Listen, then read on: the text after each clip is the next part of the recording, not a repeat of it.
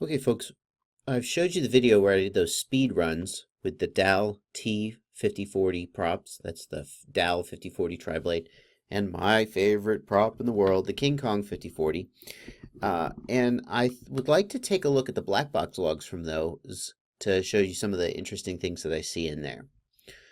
One of the things I want to point out to you is that the Dal T5040 props are very clean and noise-free.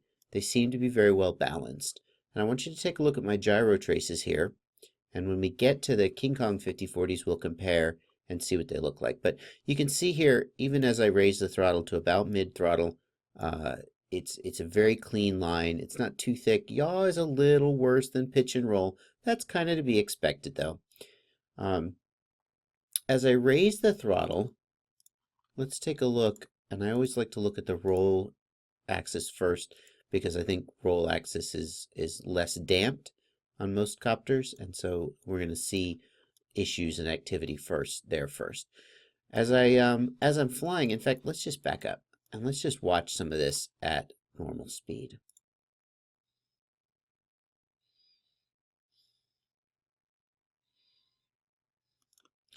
Now, if you've been paying attention to my tuning videos, you already are seeing something interesting here. What happened as I took off? Take a look at the P term on the roll axis as I take off, and notice that it is already starting to, well, I mean, there's just no mincing words. It's oscillating. You can see it and hear it. It's not just a little bit of an oscillation in the P term that doesn't make it into the gyro. You could just see it clear as day and hear it. And it is a long, extended, sine wave looking, smooth sine waves without any visible high frequency components. That's a P term oscillation. Now it settles down, and then, oh, there it goes again. Wow. This is an excess P gain, too much P gain. And now as we keep going forward, I do my run here. Oh, there's some more. Take a look at that. And in fact, let's just slow this down to like, hang on a second. Let's do this. Let's just slow this down to like 50% speed so we can watch a little better at what the trace is doing.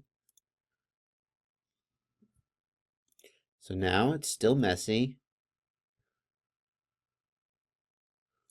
And as I go and do into this turn, it just goes all to heck. Now that is excess P gain. It is happening during the prop wash scenario, which is when it's most likely to happen, but boy, this is bad. This is bad. And then it just keeps happening. Let's look at the pitch axis. Is it happening there? Let's go back and find that big wobble. Oh yeah, it's happening on the pitch axis too. It's happening there. Is it happening on the yaw axis? Yaw oscillation. Can there even be such a thing? No. Not so much. Okay. Well, it takes a lot to get the yaw axis oscillating. Now, why is my P gain too high? It's because I went from a 5040 2-blade to a 5040 3-blade, and I didn't change my tune at all. I just wanted to go out and try this. And this tells us that the 5040 3-blade, that's the Dal T5040, is making more thrust than the 5040 2-blade. I know, what a revelation, right? A 3-blade makes more thrust than a 2-blade. But the fact that we're getting these super strong oscillations tells us that it's making like a significant amount more thrust, I think. I can't think of many other things that would cause the oscillations to be just so clear like this, other than that it's making thrust. In general, the more thrust a prop, or the more thrust a copter in general makes, the lower the P gains need to be, because you need weaker corrections to accomplish the same amount of physical motion. Okay, I did wonder whether maybe this prop is slower to respond to throttle inputs. Maybe it's got more mass or more drag, and so it's slower to respond. And as a result, it's harder for the PID controller to tame oscillations. The adjustments the PID controller is trying to make, they're always delayed slightly in what's coming out of the motor.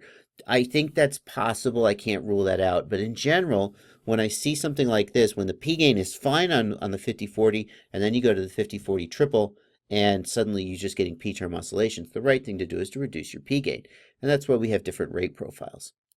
Now you might be wondering, why did I even think I could get away with this? Well, I fly the TJ5045 triple on this same copter with these same PIDs, and as long as I'm flying smoothly, like racing style stuff, it's perfectly well behaved. And it's only if I do really a sort of abrupt acro style stuff where you're whipping around 180 and jamming the throttle, or you're dropping with the throttle off and then suddenly you're hitting the throttle to arrest the fall. At that point, the TJ5045 will start to have more than just a little prop wash oscillation, just a hair more. So enough that I bumped the P gain down a little bit. And in fact, what I did was I bumped the P gain down by about 0.2, and that means that on the King Kong 5042 blade, the copter flies imperceptibly softer. I can't even feel the difference. But it does mean that on the TJ 5045 tri-blade, it brings that prop wash oscillation under control just a little bit. But here we've got the T5040 Dow tri-blade, and it's just, I wouldn't go so far as to say it's unflyable, but it's I mean, you could fly it, but I don't know why you would want to. I don't think anybody would consider this to be acceptable, right? Is that acceptable? No way. That's not acceptable. That's not even like, oh, I'm getting some prop wash, but what can you do? That's like, holy crap, what is happening to my copter? It's flipping out. Okay, so just for comparison now, let's take a look at the 5040.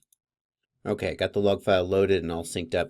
Now this is the prop I run on a day-to-day basis, and it is the prop that I have tailored this tune towards. So it should fly pretty good. Let's find out. Let's start by looking at the gyros, and we'll see how they look. Now, 3 of these props are not brand new. I flew them the other day. They don't have any visible damage. One of these props is brand new. I replaced a nicked prop. So let's see how it looks. Here's the gyros, and we'll zoom all the way out. Okay, looks pretty good. And now we can compare the two against each other and see that there's not really a substantial difference in the thickness of these lines. So these props are about the same in terms of base noise level. Let's zoom in, and we'll take a look at the P term and then so forth on one of these runs.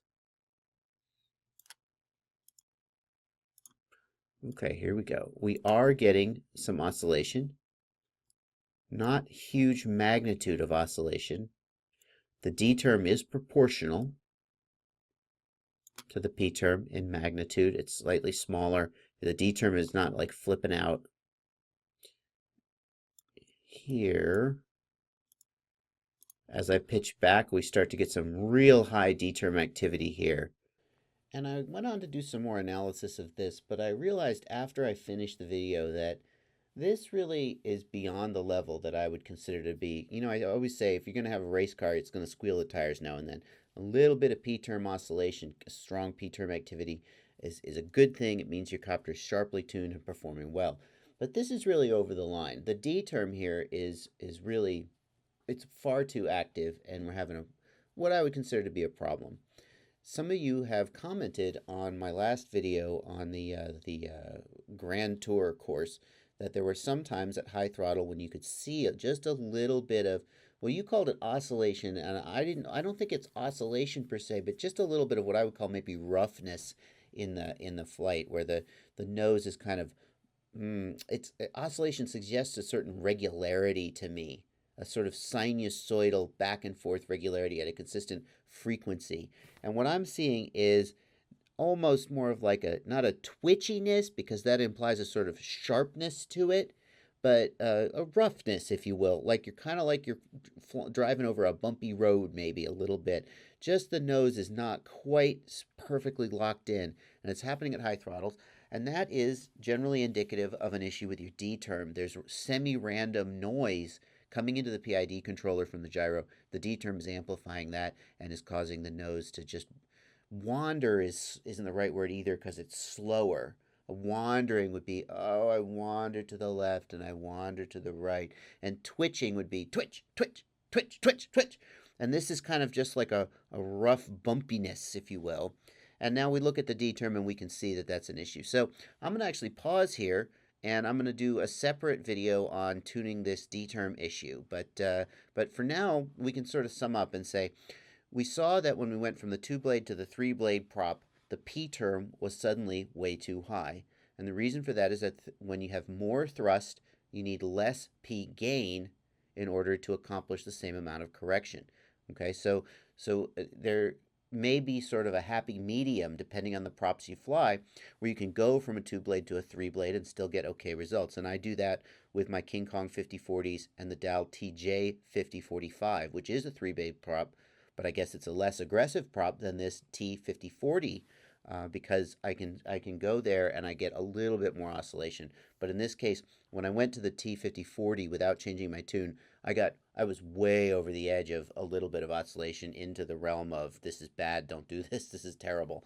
So there you go. We're going to leave that here, and I will dig more into my copter's current tune and what's going on with the D term in a future video.